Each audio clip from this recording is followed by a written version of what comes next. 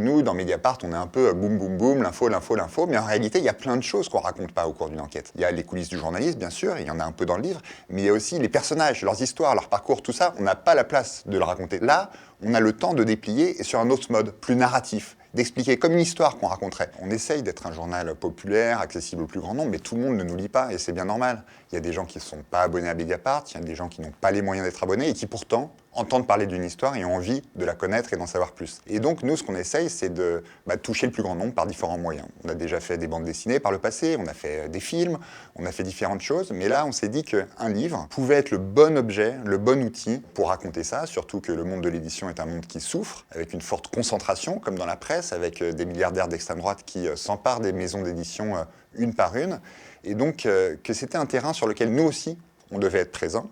à la fois pour raconter nos histoires différemment, mais aussi pour toucher un autre public, que des gens qui n'ont pas l'habitude de nous lire, puissent nous connaître, et puis on sait que c'est le genre de livre qui ensuite peut se décliner autrement. Peut-être ça donnera l'occasion d'une série, d'un film, d'une fiction, et ça ce sont des choses qui ne nous font pas peur, au contraire, qui nous font envie, parce qu'on se dit que ces histoires-là, il faut les décliner, et qu'elles sont si importantes qu'elles méritent d'être connues par le plus grand nombre. Et nous, si on fait du journalisme, c'est aussi pour ça.